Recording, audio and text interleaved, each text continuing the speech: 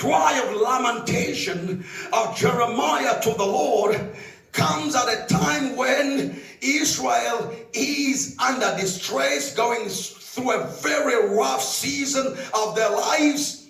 They have been feeling the pinch of the attacks and the subjugation of the enemy. That it doesn't look like you used to know it. The glory you once celebrated is completely gone.